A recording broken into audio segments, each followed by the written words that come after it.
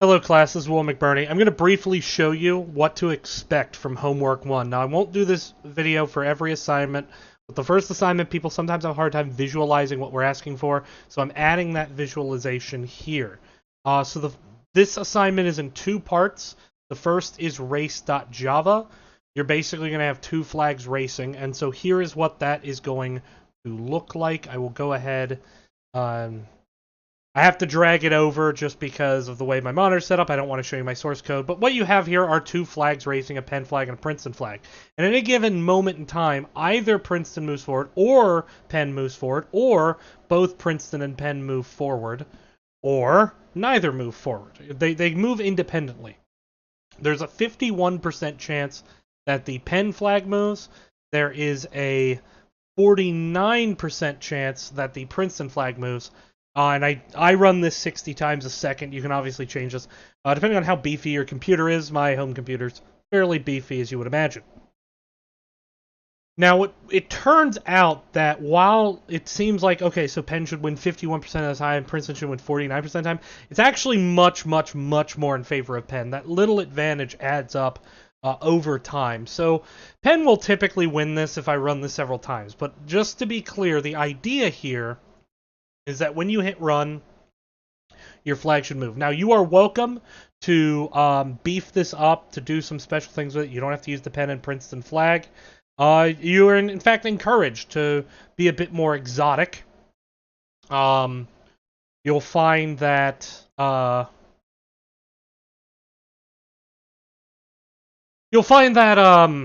lot of people do like to be a bit clever with this and come up with some cool things. To get extra credit, you need to do something that makes us be a little bit impressed. So if you just draw two shapes moving that are just simple filled rectangles, filled circles, you won't get the extra credit. Then we're going to move on to stamp sketch. So I'm going to show the second homework. As you can tell by my lovely desktop background, I am a diehard West Virginia University football fan. Sadly, the NC State football game got canceled this weekend. However, in stamp sketch, the idea is you allow for a stamp sketch to be drawn. I'll show you what I mean. This is my version. Now, the requirement is you have a horizon line.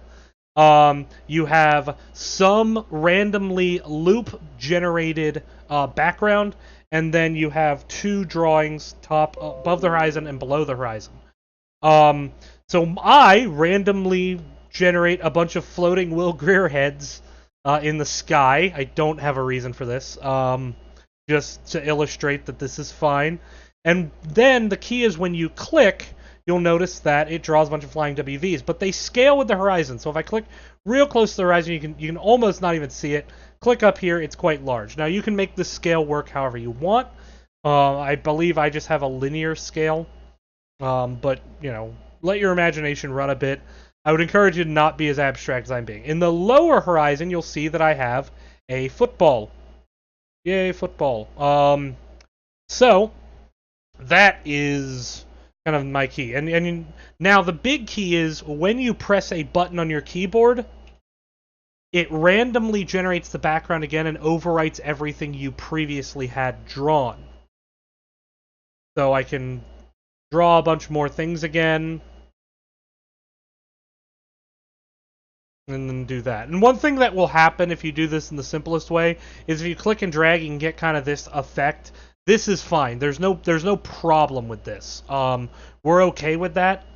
But the key is that whenever you hit a button on your keyboard, and it doesn't matter what the button is, so I'm just hitting a bunch of keys right now, you can see that it changes the background. It re-randomizes the random elements, which again, I just draw 10 random Will Greer heads.